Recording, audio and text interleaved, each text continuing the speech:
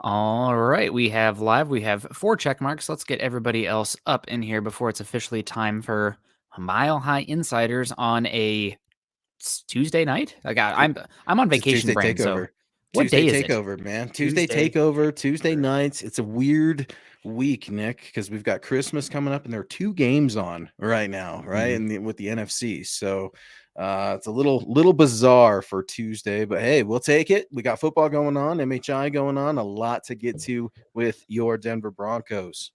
Yeah, that's absolutely right. We got some people in here. We got Barry saying former's chief quarterback, Len Dawson, Steve DeBerg, Trent Green. Maybe he's coming down. That'd be great. If we Kyle could get Shermer. Dick Vermeil with him, that'd be great too. We got Lazy coming in. Boy, Fangio must really hate Locke. Did he knock up his daughter or something? Man, Ooh. I don't even know if Fangio has any uh, children, so I couldn't tell you. He does. He has a daughter who is in the Navy. The only reason I know that is because during the salute to service, I think one of the production crews had mentioned that. So it's kind of odd to think about Vic Fangio as a human being with a family, as Yeah, opposed to just a hardened football coach and defensive mastermind that he is. totally. So it's odd to try to get a good read on Vic personally. We got our guy George Newton in the house saying not in Fangio's best interest to have Drew Lock do well. As you can tell, this is MHI, and it is going to be quarterbacks tonight as we start to say hello to you. He's Nick Kendell. I'm Luke Patterson. We got Scott on the ones and twos. Thank you guys for joining us. Jay Stelos weighing in a little bit, saying Drew Lock would have done better with Rich Gangarello and the Mike Shanahan / Kyle Shanahan system. Nick, I know we're going to get into what we should expect from Drew Lock, but first and foremost, we got to hash out what happened against the Cincinnati Bengals and obviously talk a little Teddy Bridgewater, what that injury looks like. But quarterback, man, that dominates the conversation in the NFL, specifically with the Denver Broncos. Yeah, I mean was always the likely outcome this season, right? Whether it be Drew Lock or Teddy Bridgewater, the Broncos sitting there around 500, just barely making or missing the playoffs. That was probably always the likely outcome. And it's frustrating in the moment, but when you take a step back and be like, oh, we had Teddy Bridgewater for 1 year with a team that they're trying to make it with Vic Fangio, see if it worked, and George Payton's fledgling career as a general manager. I guess not career, but first year as a general manager. This was always a likely outcome. So it's frustrating in the moment, but stepping back, also having some perspective in wake of Teddy Bridgewater's injury as well. I think it's important to have some perspective. We were talking perspective before the show as well. So we got Yeah. Jay coming in here saying this guy's just a practice squad guy looking at he won't see the field. So before we get into that, let's get into the matters of business here, guys. Of course, this is Mile High Insiders. We're typically coming at you live on Saturdays. I guess a PSA, we will not be live this Saturday. Spend time with your family. Be safe, be smart, and that's do whatever you do for the holidays, but we will not be here because we'll be spending time with our families and making smart decisions. You guys can follow us on Twitter at MHI_pod as well as at Mile High Huddle. You guys can follow Luke and myself on Twitter. Luke is at, let me see, you're this way, at Luke Patterson LP. I'm at Nick Kendell MHH. This is the thumbs down there. You guys can also make sure you're following us at huddleuppod.com to check out the gear. Luke's rocking the hat right now. I know we got some beanies in the house, coffee mugs, gaiters, shirts. It might be a little bit late to get your Christmas presents, but it's not too late to treat yourself for the holiday season or your favorite Bronco fan. So make sure you're checking that out. Also, guys, make sure you're following us at facebook.com/Mile High Huddle and facebook.com/Mile High Huddle pod. If you're listening to us after the fact, or you just simply have an iTunes account, make sure you go there, look up Huddle Up Podcast, scroll down, leave a 5-star rating and a comment, and you get a chance to win some free swag from us every month when you do that. And also, I like to go through and read them every once in a while when they start to accumulate. So do us a gift this holiday. Make sure you do that. Also, make sure you're subscribing, liking, and sharing to our YouTube channel. Outside of contributing to the show with stars, stickers, or super chats, the number one thing you can do for us is subscribe, like, and share to Mile High Huddle on YouTube. Yeah, Nick, what's really cool about MHH is we're not subscription based or anything like that, but we get such an overwhelming amount of support from the MHH Super Chat community. And whether you can donate your time, superstars, a few bucks, we just appreciate you guys listening. We're not subscription based. We don't charge you for anything. It's really important that we recognize those that help us keep the lights on here at MHH, including our top 10. Let's just start going down the list. We've got Ethan locked in at number 1 for the DWI guys. Michaela Parker, number 2. She's always been repping the Broncos and MHH. Our guy Naj is in the house. Christopher Gaspari, I understand a friend from the north in Canada, showing some recent support. We really, really appreciate you. Good friend of ours, Christy, the queen of MHH, chatted with her today. Hope things are well. Our guy, Chris Hernandez, is also in the house. Absolutely not surprised for that one.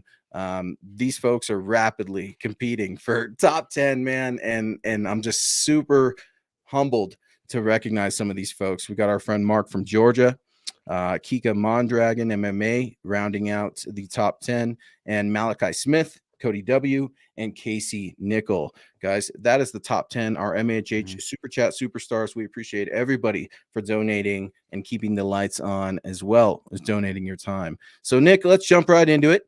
Dylan Von Arks, our guy, coming in here too with, make sure you hit that like button on the way in. So, speaking of on the way in, we're in the news, and we're in the news cycle. The Broncos have announced several transactions today, this afternoon specifically. Let's just go down the list. The Denver Broncos placed fullback / tight end Andrew Beck on IR. They activated running back Mike Boone from reserve / the funny little bug list. They also waived running back Demarie Crockett. And the big news of the day, or the afternoon rather, a new quarterback. Anthony Gordon was signed to the practice squad along with tight end Caleb Wilson. And that means that the Broncos have also activated wide receiver Seth Williams from the practice squad / funny little bug list. And the Broncos additionally waived wide receiver D. Monray Pearsonell. Watched him a lot in training camp this last summer. Linebacker Peta T, I'm just going to say that, Nick, so I don't butcher the last name. Tackle Casey Tucker and Kareth White. So, big news, Anthony Gordon, quarterback, practice squad. What does that mean? Is this odd to see a quarterback added just 3 games left in the regular season to the practice squad, or is this more of just a typical cover your bases move? I think it's a typical cover your bases mood, and I also think it is a response to what is going on in the NFL right now and worldwide. The Chiefs right now, I think, have 14 players on their sick little bug list, and the Broncos have been protecting Rypien, but now with Teddy Bridgewater potentially, I would say definitely out for this upcoming game. I know there's nothing official yet, but it would be malpractice bordering on negligence to put him out there, or I guess negligence bordering on malpractice to put him out there this upcoming game after his second head injury in 2.5 months. So we'll probably see Locke, and that means Locke, and then Rypien will be the number 2.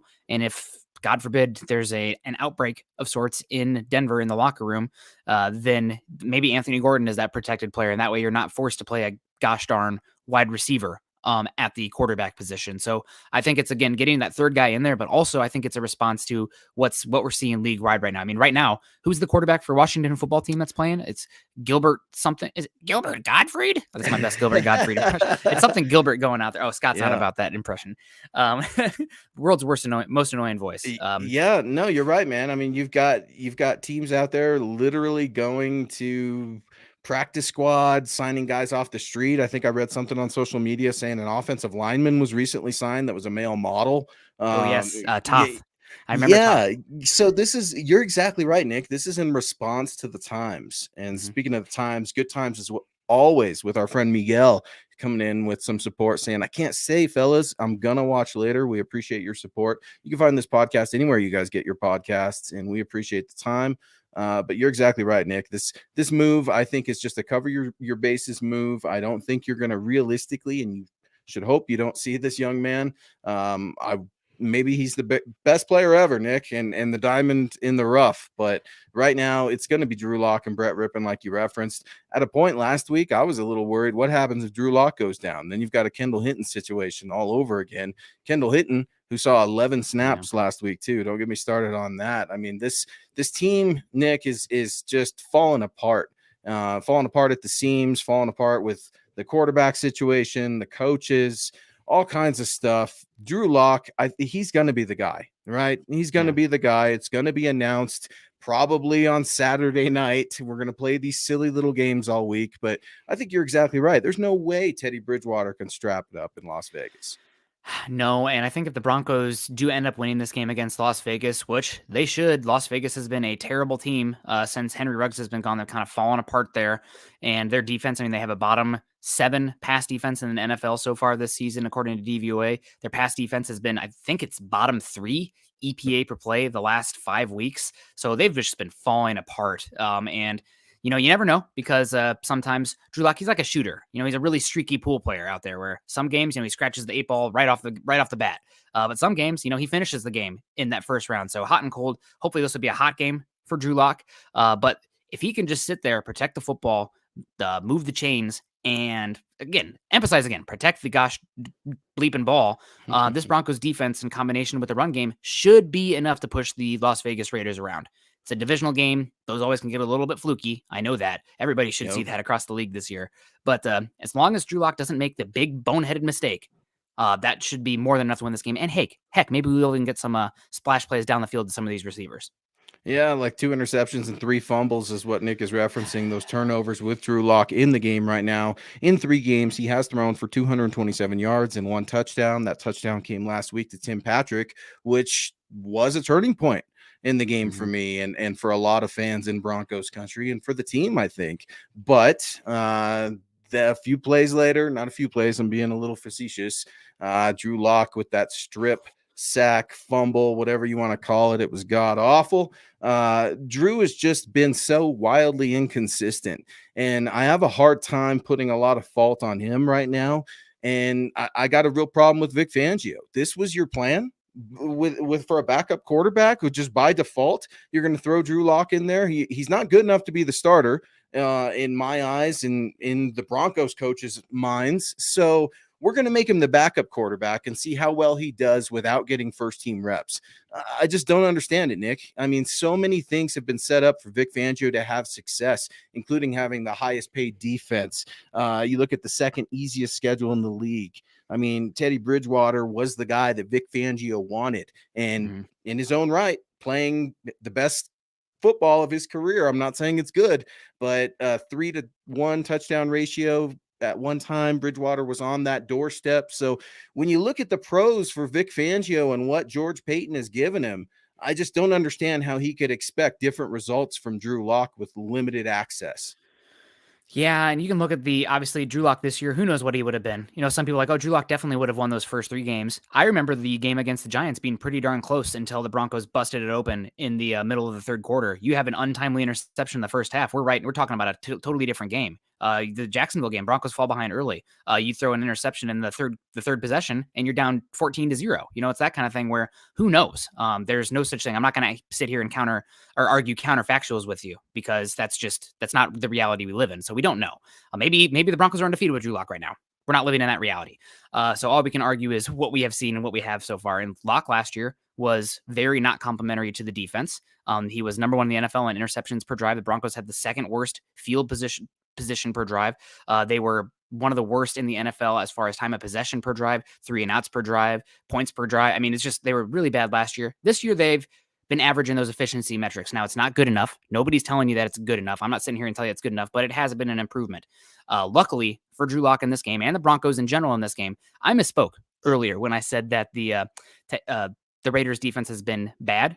They are the worst defense in the NFL against the pass these last few weeks. I'm going to pull up here a graphic because you know how much I love my advanced stats, Luke. I can't help it. If I can put numbers to things, I love it. Well, here's the thing. I mean, Drew's got something to prove, especially with the Raiders. It was just last year, Nick, that we saw him fall apart on the road in Las Vegas in a game where, Tim Patrick's so frustrated. He's out there throwing punches, getting ejected from the game. I mean, I think that was a 3 or 4 interception game for Drew Lock, if I'm not mistaken. But he needs to try to bounce back. And I've heard folks say he's going to do well because of the Raiders and just by default them being awful. I don't know. It's hard for me to go there because the Broncos offense in its own right, when they're not running the ball, are awful themselves. Yeah, and you're totally right. But the graphic here, obviously EPA per play, you have the rush game efficiency on the y-axis, which is the up and down for the kids at home. And the x-axis is the pass efficiency per game. As you can see, far left on your screen, the Oakland Raiders, by far, the worst pass defense in football over the last 5 weeks. And it's not even close. I think they have a .333 EPA per play. And half the teams in the NFL have a negative EPA per pass play, which is what you want defensively. So the Raiders' pass defense has been absolute garbage since week 10. Terrible. And really, as long as Drew Lock doesn't make the dumb turnover, the Broncos should find success passing the ball, offensive efficiency, et cetera, et cetera. but he's going to, Nick, and that's what we got to figure out. How do we overcome those turnovers? That's what the Broncos offense is being tasked with now. So before we get going too much, because we are all passionate about the quarterback position, the most important position in professional sports, let's get to you guys. We got our guy Big E Bronco coming in with some support. What's up, Nick and Luke? We really appreciate you, Big E, and we need your enthusiasm and your support right now, because I hear you, Broncos country. I'll speak for myself. I'm frustrated, Nick. I'm tired of this. 9,000 no-shows is becoming the norm, and that's something I've never seen in my life here in Denver. Broncos country, we're not used to this. We're so just I want to curse. I want to get myself in trouble a little bit, but there's got to be a turning point. And that's why we're looking at the draft. That's why we're talking about trade speculation. That's why we're talking about who's going to be here, what's best for the Broncos long term. Well, in the short term, they need to win football games just to keep the fan base here. If they don't beat the Kansas City Chiefs, this is going to be another season where the Broncos have a losing record at home. And that's unacceptable. There was a time where losing at home just wasn't an option, really. And if it was, they came very scarcely, few and far between.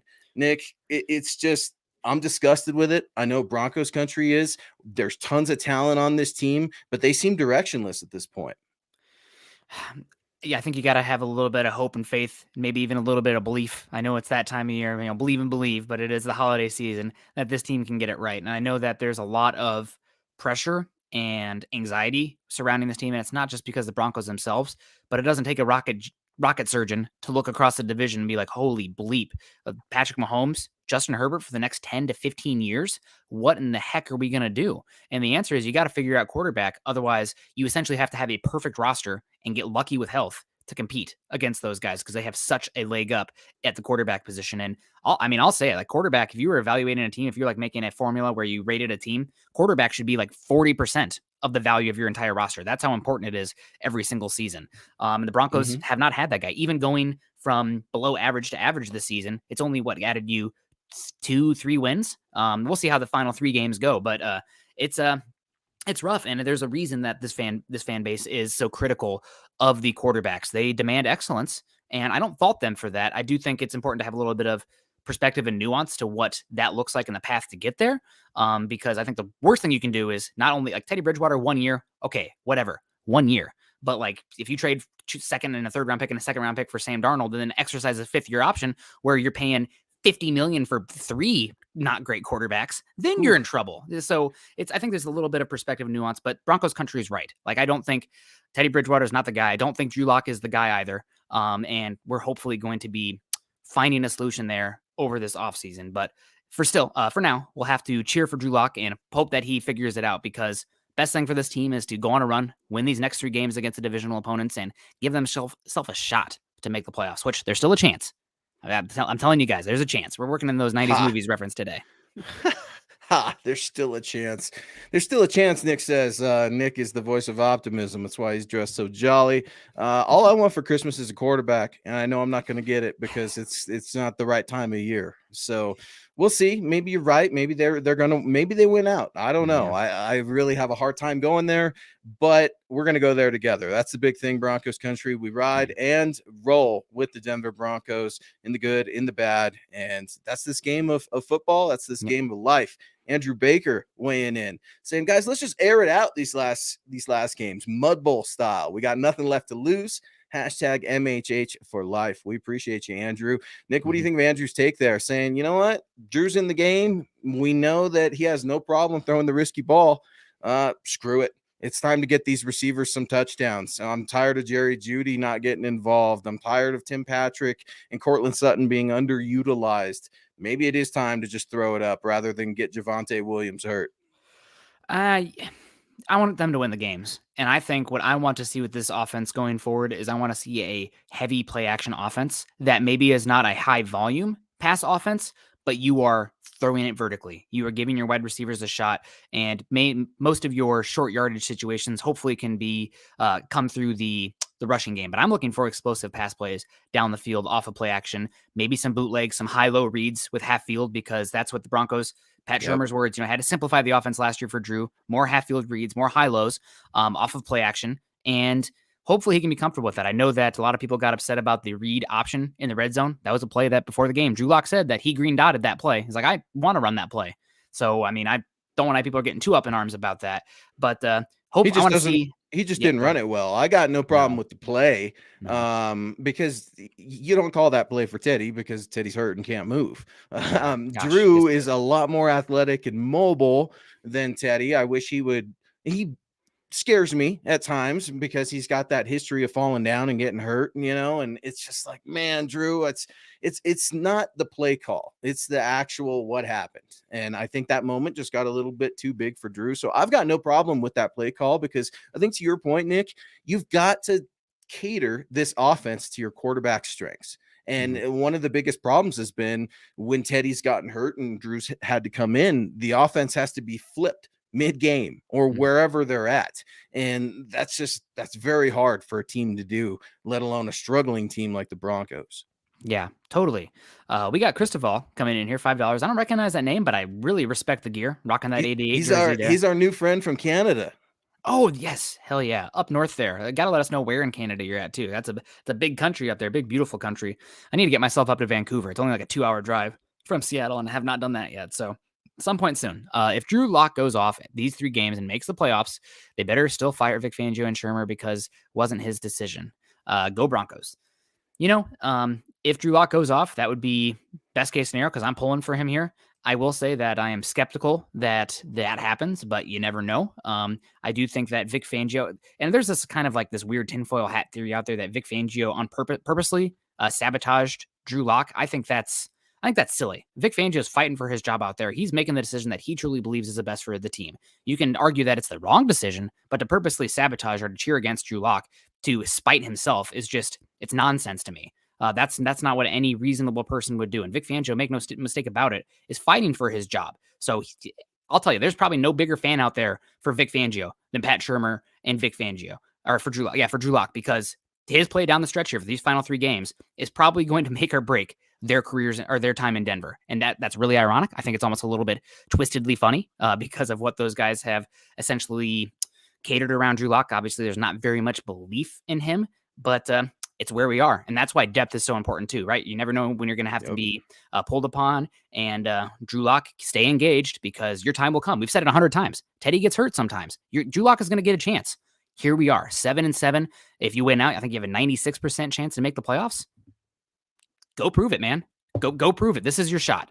Right? No, people say you don't have an opportunity. This is your opportunity. No, the 8 Mile moment's over, man. It's over. There's the B Rabbit's gone home, back to mama's trailer. It's and you know what? Like, I'm tired of being upset with Drew, because at this point, like, it's the coaches, man. Like, just the whole thing is broken, and none of these guys are going to be here next year. Drew shouldn't be here. Fangio shouldn't be here. Shermer shouldn't be here. But yet here we are, hoping that they win out.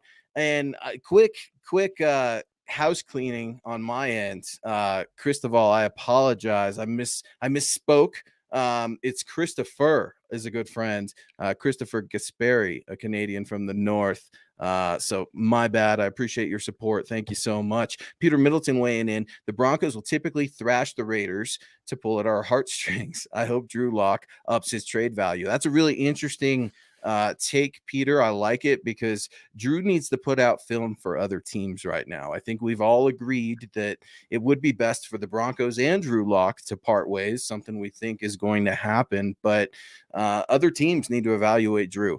And this is the time. I've heard a lot of people refer to these last few games as preseason games, and I don't subscribe to that, just because the team's going to look so much different. And mathematically, I suppose they are still in it.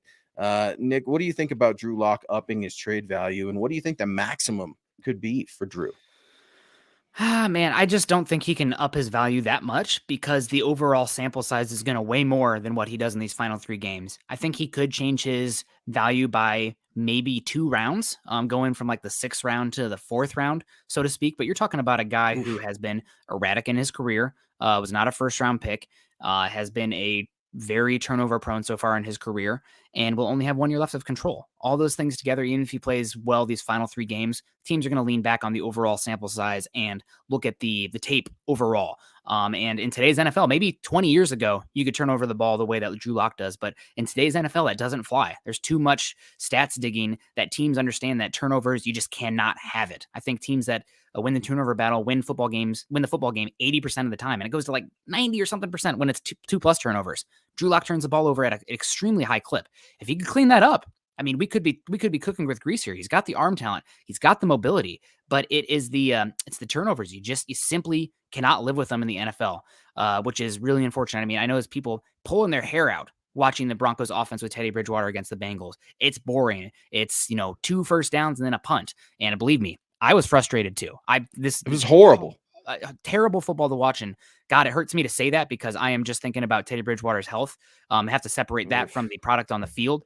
But it was not good. Yeah. But when you are doing, what was it when that happened? It was 3-3, and then the Broncos did a really conservative, and then it was play to end the half, and it was 6-3. You still have a chance then. And I know that Drew Lock moved the ball better, but then he had the just boneheaded turnover, and it's just like, come on, man. Like I'm really pulling for you to do well because that's what this team needs. Everybody, I mean, people want you to do it, but it just continually makes the mistakes, and you just cannot have it. It just drives me insane. The other thing with Drew Lock here, sorry to go on a tangent, it's the turnovers. No. The other thing is the base mechanics are still just erratic as they've ever been. His footwork, and especially in a clean pocket, crazy legs out there. I don't know what we're doing, and it's really fine in pressure. That touchdown pass to to Tim Patrick, the center, Lloyd Cushenberry, and whoever the running back was, got beat. And Drew Lock had pressure on his face, and he had to throw off of an unclean platform and gave his receiver a chance for a touchdown. Brilliant. That's one of the reasons you fall in love with him, because he can make throws with arm talent off of a unclean platform. He can make some throws down the field still, but he still has an unclean platform when everything is clean and perfect around him. And his process is it's clunky in his base, and it leads to erratic ball placement. And we saw it after that turnover. I mean, sailing balls, throwing that 4th down 10 feet out of bounds. I mean, it's one thing after another, and it just kind of makes me upset. Yeah, it's reckless. It's reckless, and it's frustrating for sure. And it's, man, because you see the potential, but the potential, that's done. This is year 3. I'm sorry, this is year 3. You use that potential somewhere else. But yeah, for me, that throw that you're referencing, the touchdown throw, you can't give him grief. It was a touchdown throw. He gave Tim Patrick, his guy, a chance to go get it. And he recognized that Tim Patrick was his target. Now, I give him credit for that because I don't think a lot of people do. And I'm one of the harder people on Drew Lock, but it was an underthrown ball. You're right about the mechanics. They're still sloppy. The footwork. And here we are still talking about it. But one other thing I'm still talking about is Chase Wellner's support. He's always given us love, always a beacon of the MHH Super Chat community. We really appreciate you, Chase. Merry Christmas. Happy holidays. Hope you are well. I wanted to get to a comment here, Nick, from Kelly, and maybe while we search for that, first. Let's get Andrew in there. Go ahead. Yeah. Cheddar Lock. I don't know what Cheddar Lock is, but that one makes me laugh. Maybe he was trying to use Siri or something, but Cheddar Lock shot himself in the pants and Teddy spit up his mom's spaghetti. Oh, there we go. It's an 8 Mile reference. I'm in. Good job, Andrew. Andrew, I love it. Kelly, here we go. Kelly Matson, I really appreciate this question. And Nick, I think it goes to the conversation that we're trying to speculate and foreshadow what that coaching move will be if, in fact, a coaching move is made. But Kelly asks, who would you replace the coaches with? What coaches would you go for to replace what we have? I am a big proponent of Todd Bowles. I think that he got the short end of the stick in the New York Jets. I'm looking for a guy who is more of a kumbaya leader in that locker room, who actually the guys relate to, as opposed to Vic Fangio, who I don't think I've ever seen him interact with a player on the sideline during the game. So I know that it's, a defensive guy, offensive guy. I don't care. I just want a guy who can be a good CEO and empower guys around him and pick smart people around him. So that's where I'm leaning. I really do think also Todd Bowles has been around Bruce Arians, who is one of my favorite football minds out there. Yeah. He's been around Tom Brady as well. So he understands what it takes to win, and a lot of different personalities on that Tampa Bay team as well. So I think I really would like Todd Bowles to get a second chance. He's one that impresses me a lot. I like that a lot, Nick, because he's got experience. He's not just coming in here without any idea of how to run a team, let alone get a culture established in a locker room. I like that a lot. You surprised me though a little bit going defense. For me, I'm looking at a couple guys right now, and I'm not so sure they're my picks because I do like Todd Bowles. I like Dan Quinn, but Nathaniel Hackett and Darrell Bevel's names just keep sitting tight because I think that's Russell Wilson and Aaron Rodgers' preference. I don't know, but that's me just hoping that we can land a trade, and whoever we get is going to be like, well, I want this guy. If it's Russell Wilson, I want Darrell Bevel. If it's Aaron Rodgers, then maybe we need to go ahead and look at Nathaniel Hackett, current offensive coordinator of the Packers. And Kelly, I would urge you to go look at milehighhuddle.com right now. Our guy, Bob, just threw down a really, really good article, Bob Morris, on 15 NFL candidates to succeed Vic Fangio as the Broncos head coach. You'll see some familiar names on there, specifically a few coaches that have worked for the Broncos already. So I don't want to give away too much, but Bob did a really, really good job of laying out some candidates there. And a few other names that are I don't know if this is in Bob's article, but a few names that I think are very dark horse related that maybe would interest you. Pat Fitzgerald. I know that he has a very close relationship with George Paton. They share an agent, and there was some talk that if George Paton was going to take that Bears job 3-4 years ago, that maybe Pat Fitzgerald would be coaxed out of that Northwestern position. So he's one that's interesting to me. Another Northwestern guy that used to be a coach there now is the quarterback coach with the Chiefs, Mike Kafka. He's one that I know has some connection to George Paton as well. So maybe you see Kafka coming up as a offensive coordinator instead of the head coach, but some guys that I maybe would get some interviews. I think just some out of left field names. I like it, Nick, because when you look at George Paton and the moves that he's made, they're all familiar. Well, not all. I shouldn't say all. The majority of them are familiar and they're comfort-based, and that's what these guys and gals do in the NFL. It's a loyalty business. You see crews roll together. You see them break up and reunite and all of those things. So I like where your head's at because we're trying to figure out George Paton's next move, and all we have right now is not even a full season of history. Our guy Joe Jube coming in the house with some support. Really, really appreciate you. Happy holidays, Merry Christmas, and hope all is well. It's awesome to see so much support from Broncos country. Even though the Broncos are struggling, they're going to play a bad Raiders team that just got a win last night against the Cleveland Browns. It was ugly football. Again, Nick, you saw a third string quarterback in the game. So that's always awful, but one of those game-winning field goals from Daniel Carlson, I believe is his last name. And man, absolutely crazy. The Raiders staying alive, man, in the AFC West. Yeah, all it took was a outbreak in the Browns, but whatever. I mean, who knows? The AFC West is fun.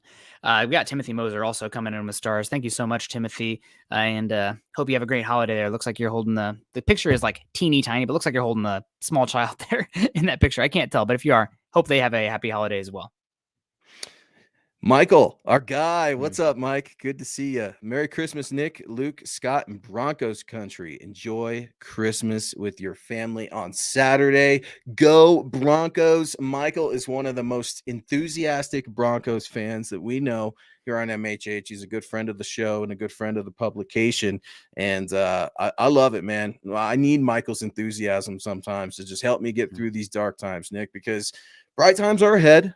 I do like George Paton. I know a lot of folks have a bone to pick with George for not going quarterback in last year's draft, and I completely understand that argument. I really do, but time will tell.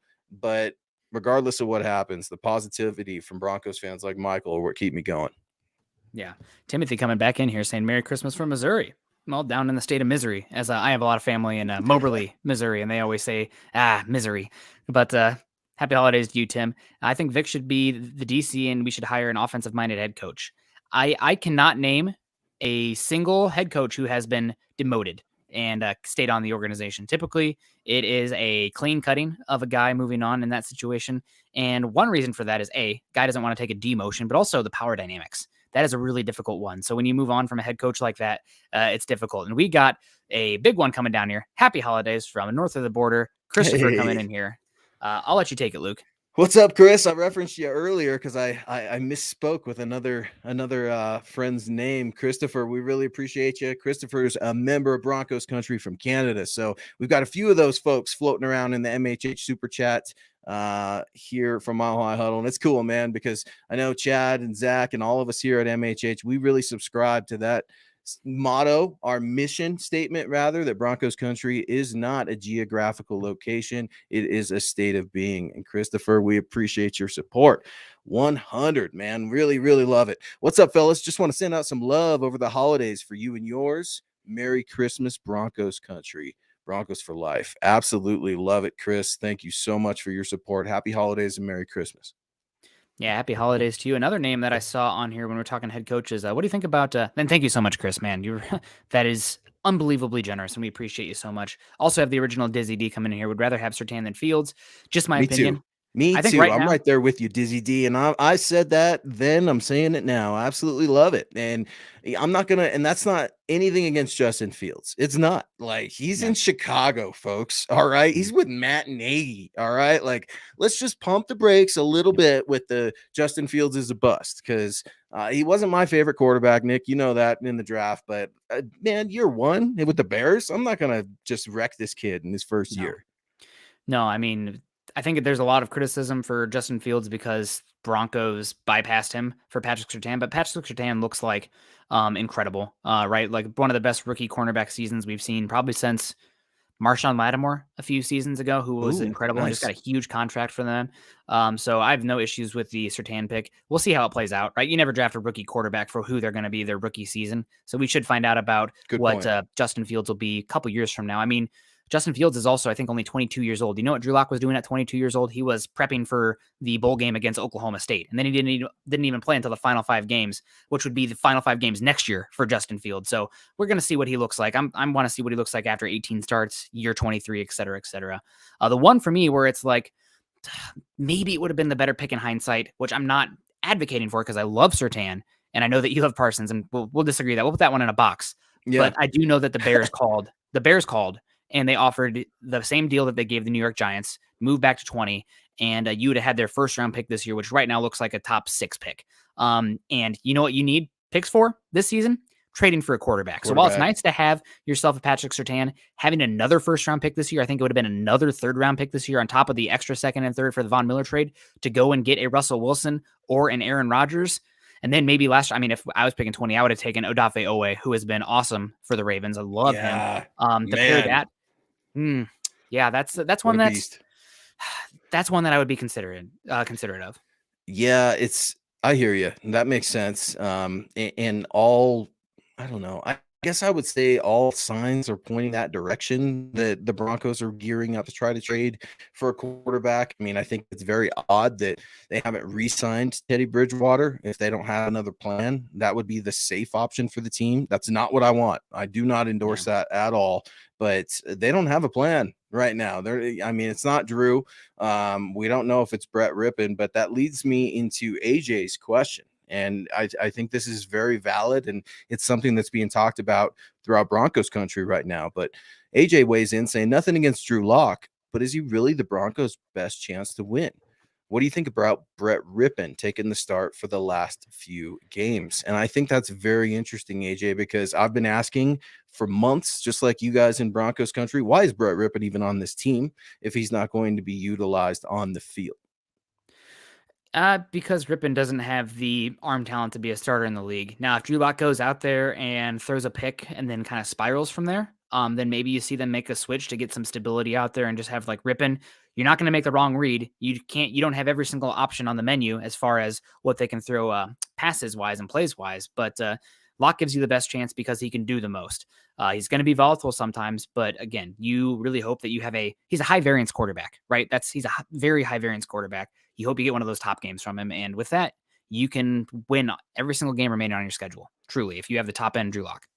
Yeah, I disagree. I would be willing to play Brett Rypien at this point. I think you've seen all you can with Drew. And I would agree with you that Drew is the better quarterback. I agree with that 100%. His athleticism, his arm, I mean, even his feet, his bad footwork that we've talked about for the last 3 years. Even with that, he's able to throw that touchdown pass to Tim Patrick. I'm not sure that Brett Rypien could do that. Absolutely not. With the limitations in his physical game. But I just think you've seen everything that you need to see with Drew. I don't think he deserves this at all. I really don't.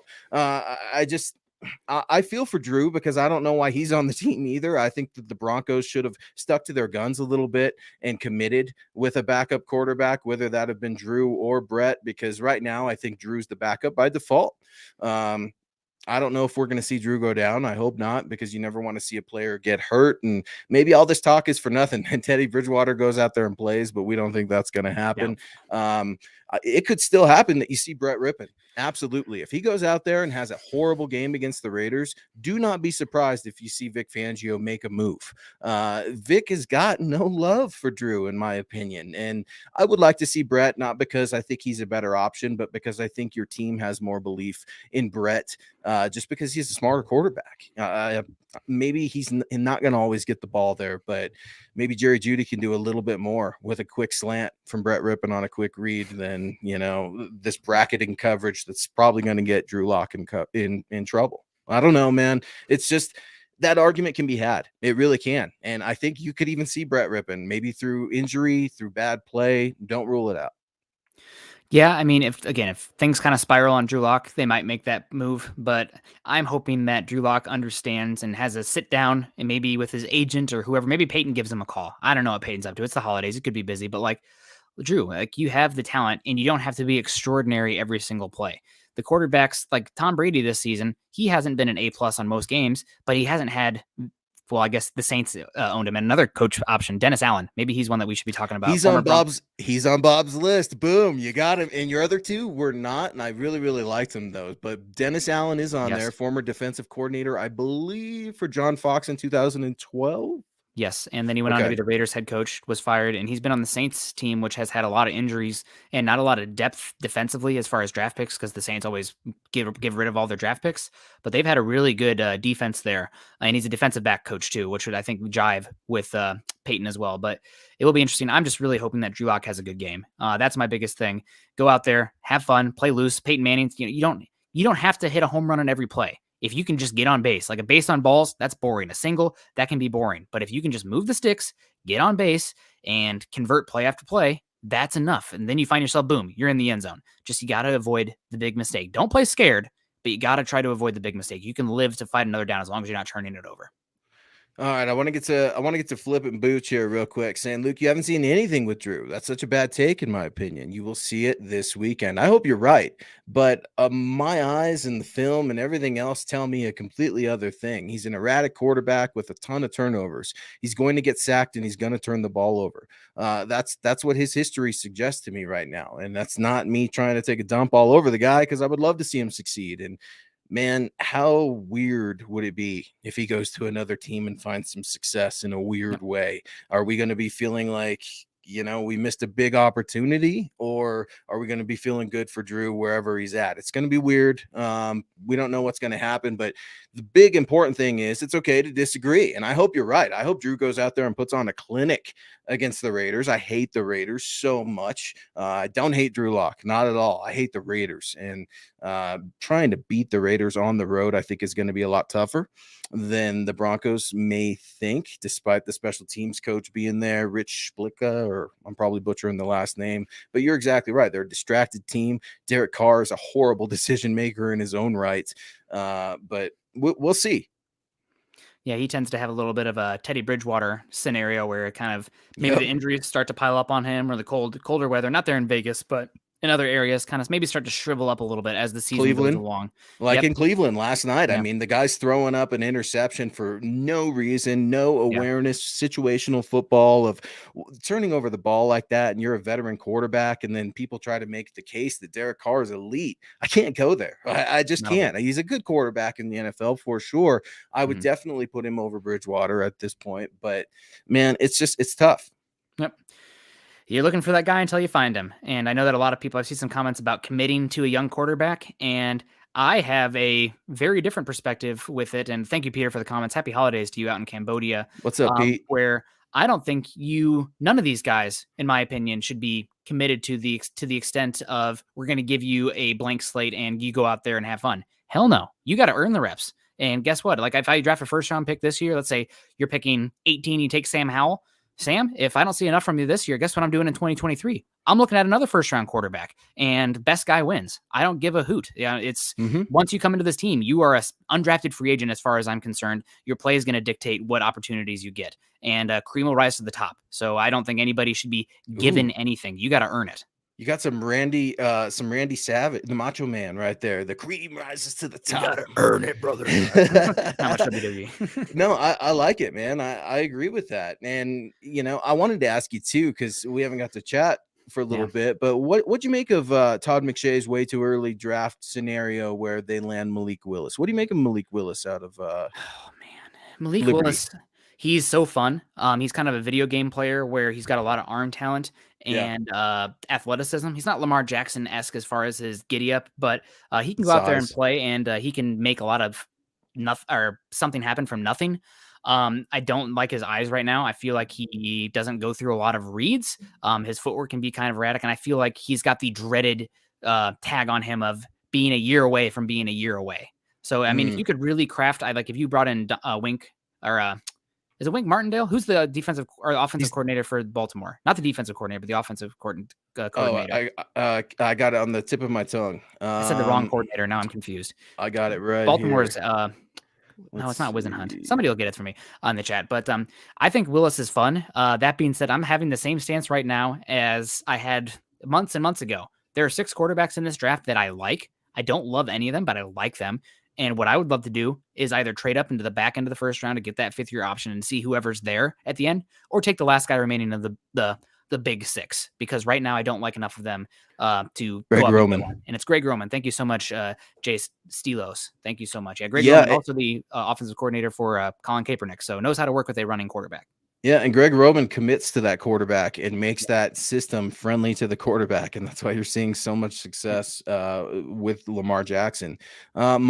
Mike Ronquillo weighing in real quick, and he said, I'm going to say it again. Javonte Pookie Williams was my favorite draft pick of the 2021 NFL draft. I was excited when the Broncos drafted him from North Carolina. Go Broncos. And Mike, I'm sure you saw this because you're as educated as every single member of Broncos country, but I think I saw on social media that Javonte Williams was nominated for AFC Rookie of the Week for 4th straight week in a row. For nomination, at least. I mean, man, what can't you love about Javonte Williams? It's hard to poke any. The only thing that's wrong with Javonte Williams is the position he plays, right? That's it. Like, that's the only thing that you can say that he values him a bit. I'm sorry, but I like it. He's young. He has a lot of tread on his tires, and that run he had near the goal line, his own goal line this last week, was the definition of not giving up. It reminded me of CJ Anderson in the 2014 playoff game against the Colts, where he broke like 5 tackles. And it's like, listen, I'm going to have to do it. And Colin would say, Nick hated that pick. Don't act like you hated it, Nick. He did hate it. He still hates it. I graded it. I graded that day too. I just found that article today, and I gave that pick a B, and I would have graded it higher if the Broncos didn't trade up for. I remember you saying that exact same thing, like verbatim, when we were covering that, because we cover the draft every year. Stay tuned. We will be at it next year as well. And I hear you. It was a lot. I mean, to move up for a running back, I mean, he could have been a first rounder at the end there, I guess, but it was a risk for a GM, a first-year GM, to move in the second rounds for a running back, no doubt. And you gave up a 4th-round pick, which, it's just a 4th-round pick, but, like, no doubt you could have used – that could have been an offensive tackle development pick or a defensive line development pick. But that so far looks like as good of a running back trade as you've ever seen. And maybe the Broncos are breaking the mold. I'm not a big proponent of paying running back second contracts. Melvin Gordon's like one of 0 out of running backs who have been worth it on their second contract. God bless you, Melvin, for that. That's incredible. Javonte Williams, I said in the draft leading up to it too, there are 3 running backs that I love. Take the last one remaining if you have to take one. Javonte Williams was the last one remaining, and he looks amazing. So excited about that, and to have him under contract for the next 3 seasons, his best years probably in the NFL. That's amazing. The Broncos have a guy right there. Maybe they would have been better long-term to take a position that takes a year to develop rather than the plug-and-play rookie when the team wasn't plug-and-play running back away. But you can't be angry about taking a good player. Javonte Williams is amazing. Not my favorite pick, though. I love you, Michael. Not my favorite pick. Baron Browning. You remember I was doing backflips over here when the Broncos drafted Dude, Baron I Browning. wanted him in the Yeah. second round. You remember that? I was Yes. like, dude, I want Baron Browning in the second round. I want Pete Werner. I want Jabril Cox. I want all these linebackers because I fell in love with all of them when I was down in Mobile. But no, I hear you. Baron Browning, dude. We haven't even talked about Baron Browning. We should. 56. He's good. How can you not talk about not giving guys enough praise? Man, Baron Browning, Nick, what can you say? He has played almost 100% of the defensive snaps every week he's been out there. The only week that he hasn't played like every single snap but one was the Week 10 game against the Eagles since he's played. He's still kind of figuring it out there because he played both edge and kind of an overhang Sam linebacker position for the Ohio State Buckeyes out there. And now he's wearing the green dot. He's been awesome. It's still kind of coming together for him. I know a lot of people want to move on from Vic Fangio, but I am really curious what the reality out there. And I'd like to, talk about the multiverse right now. Everybody watching Spider-Man, it's a multiverse. But the multiverse where Vic Fangio is retained this season and what Baron Browning looks like that second year in the scheme under the likes of Vic Fangio, because man, that dude has height, weight, speed. He has the right mentality, and it's coming together for him right now. And he's not going to be Micah Parsons out there, which is fine, but you got him pick 100. I think it was actually pick 100. And he looks amazing out there. So I don't know, man. I'm really excited about it. Also, he is making me, a lot of times I make myself look dumb on here, but not drafting a running back that early because you could find one in a day two as good as Baron Browning is making me look a little bit smart sometimes. No, I'm right there with you, man, and that's why we're a great crew because we embrace our faults, for better or worse. And you guys have to rock with us. But I want to get to my guy. My guy Clayton is in the house, a good friend. Yeah. Asking who are you most impressed with, and I think this is a good kind of holiday theme, right? When you're thinking about what you have and you're weighing in for your blessings in life. Nick, who are you most impressed with on the team? A player, a coach, front office? What do you think? Real quick, Savage is right. It's 105. It wasn't 100, it was 105. Who's been the most impressive player on the team for me? I guess I'm going to have to be kind of cliche here, but for me, it's Patrick Surtain, the second, doing what he's doing at 21 years old, especially in comparison to what we've seen from rookie cornerbacks. Typically, they're not plug and play. I mean, everybody was over the moon 2 years ago about Jeffrey Okudah, and did he? Where's he been? He's not made much of an impact. CJ Henderson's already been traded, so I've been super impressed with the likes of Patrick Surtain. Javonte Williams has been impressive. I think the game is slowing down for him a lot because before he kind of was very boomer bust. A lot of times he was getting stuffed a lot, but I think the vision is improving. The patience is improving, and he's actually getting beyond what the offensive line is blocking for him more and more as the season progresses, which I love. Another impressive guy, and this is just a dark horse who I don't think is getting nearly enough credit for how good he's been, Ronald Darby. Darby has been awesome on the other side of Surtain, a big coming together of this defense. Like, oh, the defense is really, all of a sudden good out there for Vic Fangio. Coincides with Darby coming back off the injury and Surtain coming together. Having those two cornerbacks on the outside changes the space, changes where you can attack, and limits the explosive plays, which most of the explosive plays come from wide receivers on the boundary. So Darby needs to at least get a little bit of light and a call out. I like it a lot, Nick, and I don't know if he's my most impressive player, but I definitely got to mention him. Caden Stearns. I know he's had highs, he's had some lows recently, but man, this kid out of Texas, I wasn't thrilled with the draft pick. I really wasn't, even though it was a late rounder. Didn't really understand it. Wondering if it was going to be a Justin Simmons replacement, and I think you're going to be seeing 30 and 31 next year. Speaking of 31, Justin Simmons finally playing the football that we are used to seeing. You see Justin Simmons absolutely, I don't want to say peaking, but his trajectory this year is certainly going up, proving George Payton right that he was well within his own contract, since George Payton is going to be here for a long time, to see if Justin Simmons wants to be here with him for a long time as well. So I really like those picks on the offensive side of the ball. I'm going to go Quinn Miners. I think for a rookie to come in and play as well as he has as an offensive guard is very impressive. I think his He's raw. I think he's raw. I think he has a lot of fine tuning to his game, but Coach Mike Munchak gets so much credit for me is in terms of being impressed and what he's doing with whoever comes into that offensive line room. So I really, really like it. And I really like George Fox showing us a little bit of love, saying Merry Christmas, guys. Really thank you for your insight to our team. Denver Broncos for life. Merry Christmas. Hopefully everything is going well with you and yours.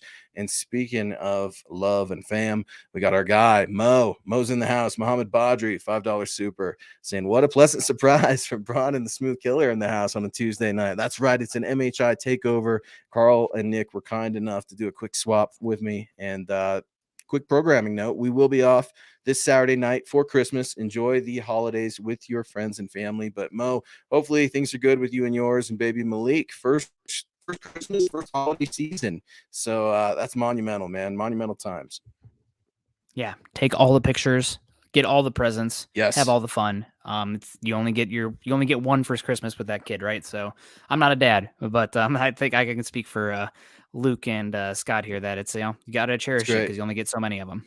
Yeah, I love it, man. And still as an adult, like the I don't know, it's just majestic. It's like a majestic time of year, man. And like I kind of get all grouchy with my wife about like making my house look like Christmas threw up, and it's just overwhelming, but it's cool. It's really cool. It's a cool time of year, and it's a cool time of year for football in the Mile High City. And the Broncos are going to hit the road, but AFC West opponents, man, that's where you're trying to finish out here in the next 3 games. 2 are going to be on the road, and then Kansas City is going to be at home as we start to wrap up the show.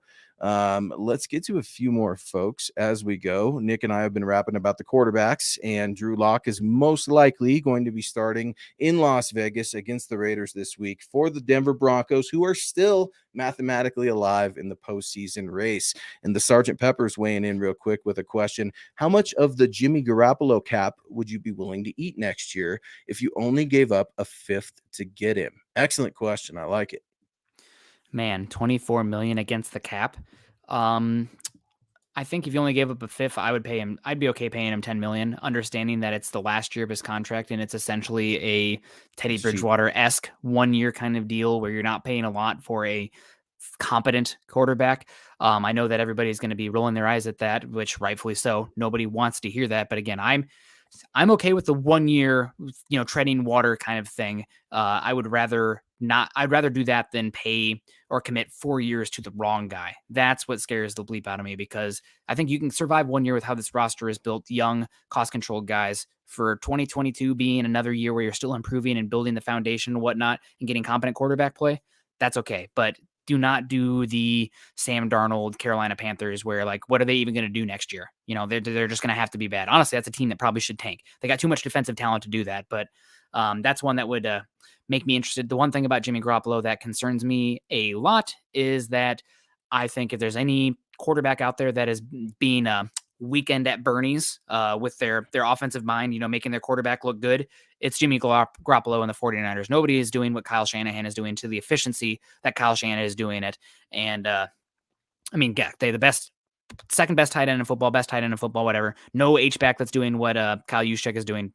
Best left tackle in football, amazing run game. You got Deebo Samuel, who's incredible as well. I just don't know if that's replicable in Denver without Kyle Shanahan pulling the strings. So that scares me a bit, but I think I'd prefer that to trading up in the top 10 and taking Kenny Pickett.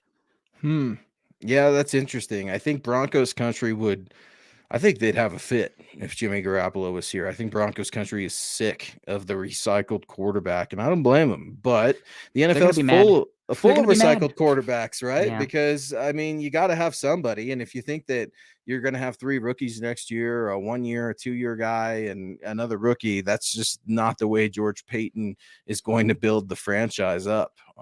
It's going to be one or the other, maybe a combination of 2. I think that would be best. Try to find some middle ground and have a veteran around with a rookie maybe developing in the wings. But you've got to be comfortable with waiting. You hear San Francisco, the conversations out there about Trey Lance, and for a little while there, and maybe still it's still the case with the coaching staff and John Lynch. Everybody's kind of second guessing. Man, that was a lot That was a lot to give up for Trey Lance. Maybe it's time we start going that direction. And those are going to be conversations that are going to be had in the Mile High City if George Paton commits all his assets to a first-round draft pick, or we're just going to have to see. It's going to be hard either way, because you're going to have criticism either way. You're going to have criticism for either waiting on a developmental guy, or you're going to have criticism for bringing in another retread. It makes it really, really tough for a fan base that has lost their patience, and I don't blame them. Yeah, I mean, maybe a little bit of that is Broncos country being a tad entitled, given the history of their organization. But, that's just the price of excellence. And Denver has been excellent, so I'll take it. Miguel, you know what else I'll take? Miguel coming in here, supporting us this holiday season. Thank you so much, Miguel. Happy holidays to you and yours. We also got Lando Lee coming in here, supporting us with the stars over on Facebook. Thank you so much, Lando. Great to see you in here. Happy holidays to you and yours. Michael Ronquillo, one more time. Great show tonight, Nick and Luke. Go Broncos. Michael coming in with stars on stars on stars. Shining star for us, Michael. We appreciate the heck out of you. You're amazing, and hope you have a great holiday out there in Tucson, Arizona. Merry Christmas, Michael, and Merry Christmas to everybody. Peter Middleton giving us some love, saying, I love this show. Great to have you guys on. I appreciate everybody in the stream, man. It's cool to have 162 eyes on us just right now from what we can see. Really, really appreciate it. And, Nick, like you said earlier in the show, we get all kinds of reviews. Let us know how we're doing. Let us know how we can improve as well. We take those things to heart. But Peter, it's cool to see you in the chat. It's cool to see so many friends from all over the world who care about their Broncos, especially our guy Clayton, saying Merry Christmas. We really appreciate it. Merry Christmas to you as well. We're going to have to keep this thing rolling. We got 3 more weeks of football, and that's something to be excited about. Maybe more. Maybe more. Maybe more. Yeah. Talk about a tease. We got to keep y'all going here. Maybe more. We got at least, how about that? We got at least 3 more weeks of Denver Broncos football, and the Broncos can help themselves by getting a win against the Las Vegas Raiders. It is Raider week. I want to get that energy up because I hate that damn team so much. I hate everything about them. Broncos got to win. They got to win. I can't stand the fact that the Raiders beat them here on Mike Shanahan Day. Still bitter about it, buddy. Yeah. Well, hopefully we don't get swept by the Raiders in back-to-back years, and that means everybody really pulling for Drew Lock to play well in this game, and that would be amazing. Nothing would make me happier, and I think nothing would make Vic Fangio and Pat Shurmur happier either, right? It's more like they're looking at they're like through their fingers here, like, oh, come on, don't do the mistake. But you can have the fun times too with Drew Lock, and hopefully we could see that with our pass catchers. And hey, man, if he gets hot, we might have a stretch here where they go on and get some wins. Quick question for you on our way out. What do you think Vic Fangio is asking Santa Claus for Christmas? Oh, man, to go back in time and have the Broncos walk away with Aaron Rodgers. I think that they got teased a little bit by that one. That's probably one of the things he's asking for. He's probably asking for maybe Peyton to come here a year earlier than he did, because I felt like Elway was empowering the offense and Locke personnel-wise before he empowered Vic Fangio. We saw much more of the personnel empowerment this season with Vic Fangio's defense from Peyton than we saw from John Elway in the draft in the years prior. So I think that's maybe another one. But I don't know. Maybe he asks for a fairy that can tell him when he should challenge a play and when he should call timeouts for clock management, because that would be an incredible one for him. That's what I was going to go with too, the challenges and the timeouts. Maybe I'm going to go with this then. Maybe ask for a defensive coordinator job because he's sick of being a head coach. Ooh, I think you talk about that time machine, and you talk about, man, if Vic could go back to that spaghetti and meatballs dinner with John Elway, where John sold him on coming to Denver, I think things would be a little bit different. Colin weighing in. Vic would ask Santa for a pasta machine. I absolutely love it. Coach loves that Italian cooking. I wish I could have some of Coach's Italian cooking. Those meatballs, do you see the size of those things he was rolling? I mean, man. I don't know if Kenny Pickett could pick those up with his 8 1/4 inch hand size. Those things are that big. Sorry, guys. I had to get the We're getting off track as we wrap up the show. Guys, we really appreciate you listening to MHI. He's Nick Kendell. You can follow him on Twitter at Nick Kendell MHH. Yours truly at Luke Patterson LP. Our guy Scott at Scout Kennedy. You can find him on Twitter as well. Give us a follow on Twitter for the pod at MHI_pod. The mothership, as always, on Twitter is at Mile High Huddle. You can go to milehighhuddle.com. Find all of our up-to-the-minute news and analysis. All of our Facebook supporters, we really appreciate y'all. Facebook.com/Mile High Huddle. please become an official supporter. Again, that's facebook.com/Mile High Huddle Pod. And then, guys, be sure, as the holiday season is here, we're going to have football. We're going to keep this going. This season is not over. Subscribe, like, and share. And then be sure to get over to the huddleuppodstore.com and you can go ahead and grab some merch as well. And Nick, happy holidays, man. I'm really, really happy that you're back at home with your family. I know it's been a little bit. I'm going to be spending time with my little girl and my family as well. But on the way out, let's get to Mark. Mark saying, are you kidding me? Santa is a Broncos fan, and he ain't bringing Vic anything. Maybe Uncle Vic gets some coal and or some pants. He needed some pants a few years ago too. But man, talk about Vic Fangio's time machine. Maybe they could go back in time in the season before he got to. You end up getting walking out with a Josh Allen or something. That would be nice too. I don't know, man. Let's see. Right. Let's get us a franchise quarterback, man. Then the fun can happen, and we can stop arguing over mediocre at best quarterback play in Denver because it's just driving me nuts. But also, football's an escape. You guys have a great one. Choose compassion. Be nice. Have some levity. Be kind. Happy holidays. Go Broncos. Happy and holidays. Michael, thank you for the stars, Michael. Appreciate you, Mike. You the man.